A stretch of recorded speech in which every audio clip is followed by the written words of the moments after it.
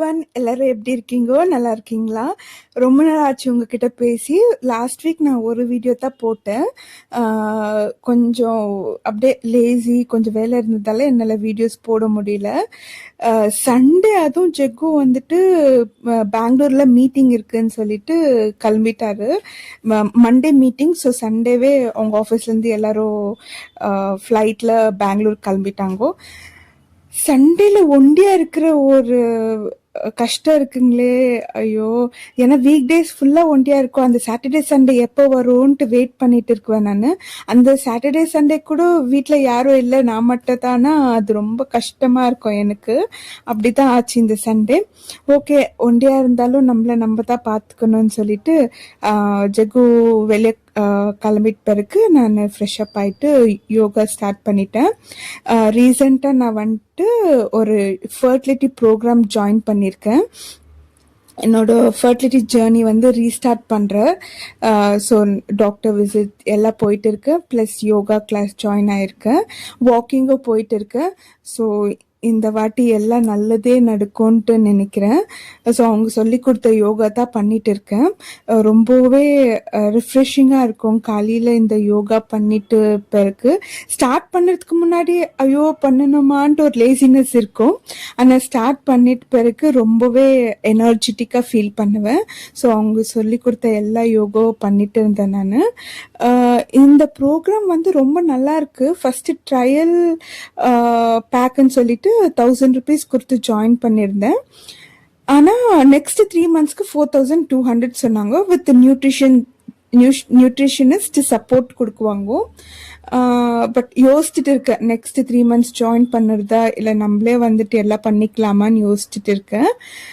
So நல்லா யோகாலாம் பண்ணி முடிச்சுட்டு நெக்ஸ்ட் பிரேக்ஃபாஸ்ட் செஞ்சு சாப்பிட்லான்ட்டு பிளான் பண்ணியிருந்தேன்.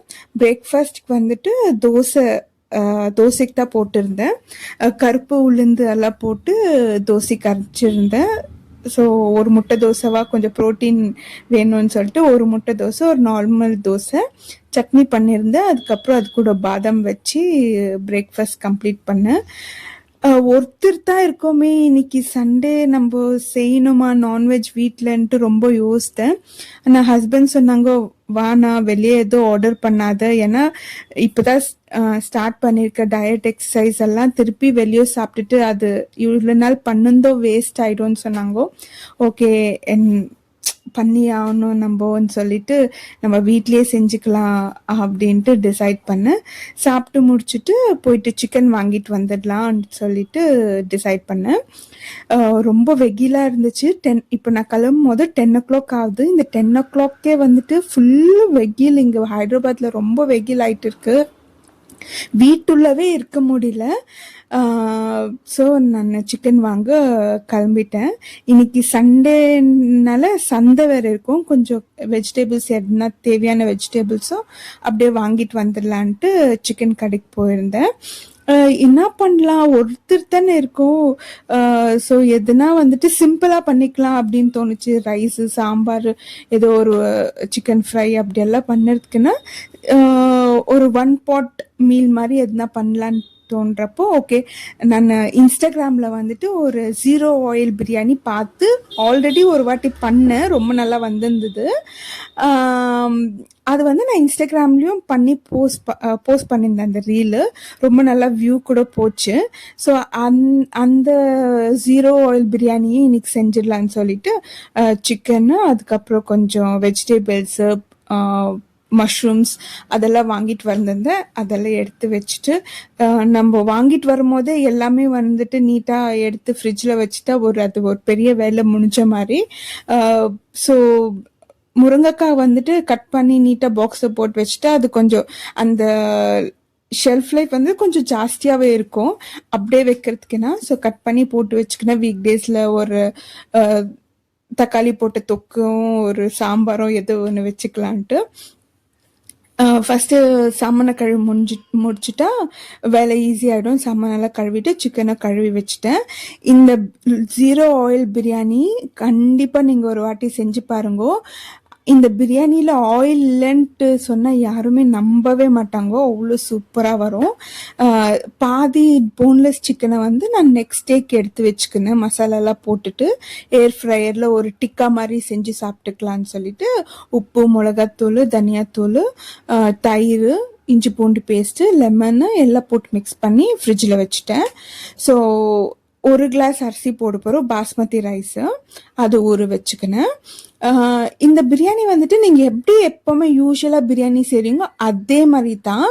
ஆனால் நம்ம ஆயில் ஊற்ற போகிறதில்ல, அவ்வளோதான் டிஃப்ரென்ஸு. போடுற மசாலா எல்லாமே சேம் தான்.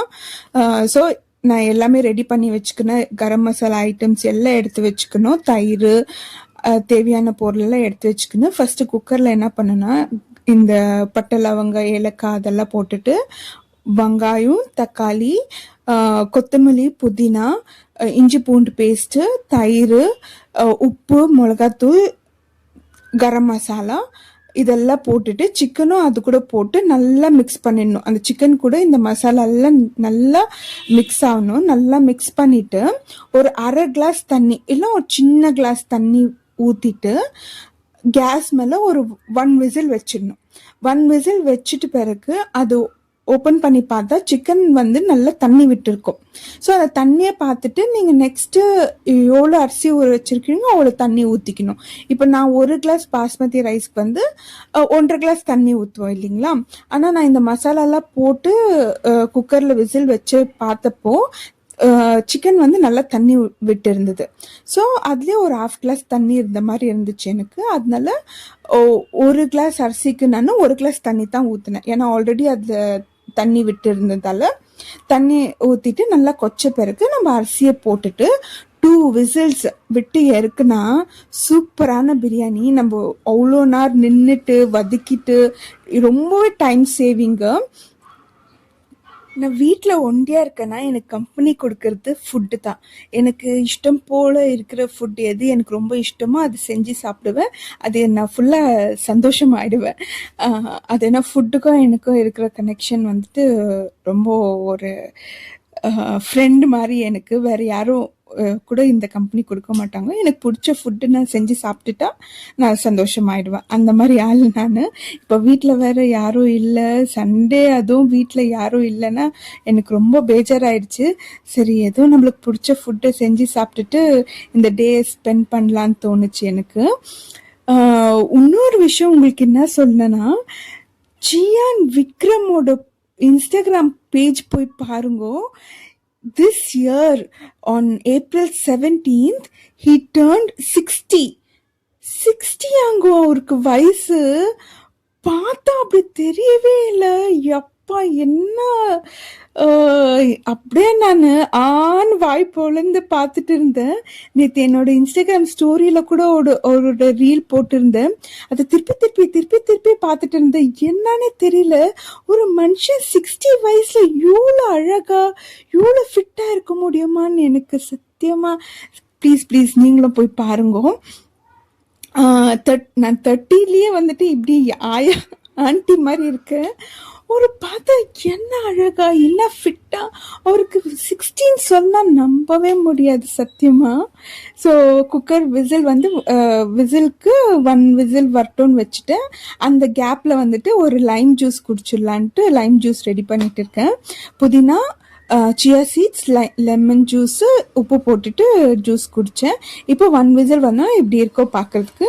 இப்போ இது பார்த்துட்டு உங்களுக்கு எவ்வளோ தண்ணி தேவையோ அவ்வளோ தண்ணி ஊற்றிக்கணும். ஸோ நான் 1 கிளாஸ் தண்ணி தான் ஊற்றிட்டு நல்லா கொச்ச பிறகு அரிசி போட்டுட்டு திருப்பி 1 விசில் வச்சு எடுக்க போகிறோம், அவ்வளோதான். சாரி 2 விசில் வைங்க, ஏன்னா அரிசி வேகணும்ல. ஸோ உங்கள் அரிசி பொறுத்து தான். ஸோ நான் வந்து பாஸ்மதி ரைஸ் இருந்தாலும் 2 விசில் தான் வைக்கிறது. 2 விசில் வச்சுட்டு பிறகு நீங்கள் அந்த ப்ரெஷரெல்லாம் போயிட்டு பிறகு ஓப்பன் பண்ணி பாருங்க. நீங்கள் எப்போவுமே செய்கிற பிரியாணி மாதிரியே தான் இருக்கும் பார்க்குறதுக்கு. ஒரு கில்ட் ஃப்ரீ. பிரியாணியும் சாப்பிடணும், டயட்லேயும் இருக்கும். எதுனா நல்ல சண்டேனாலே நம்மளுக்கு நான்வெஜ் பிரியாணி தான் மனசுக்கு வரும். அந்த டைமில் வந்துட்டு அந்த கில்ட் ஃப்ரீ இல்லாமல் நம்ம சாப்பிடலாம். So portion control important. பிரியாணின்னு சொல்லிட்டு கப்ப கப்பான்னு நிறைய எடுத்து சாப்பிட்றது இல்லை. எவ்வளோ லிமிட்டாக சாப்பிட்டுக்கலாம். நம்ம பச்சடிக்கு ரெடி பண்ண குக்கும்பர் இருந்துச்சு, குக்கும்பர் வச்சு மத்தியானம் சாப்பாடு சாப்பிட்டேன். ஒண்டியாக சாப்பிட்றதுக்கு பேஜாராக தான் இருந்துச்சு. என்ன பண்ணுறது, இந்த சண்டே இப்படி போகணுன்னு இருக்குது ஒண்டியாக. ஸோ ஈவினிங் எங்கன்னா வெளியே போயிட்டு வரலாம், நெக்ஸஸ் மால் அப்படின்னு சொல்லிட்டு பிளான் பண்ணியிருந்தேன்.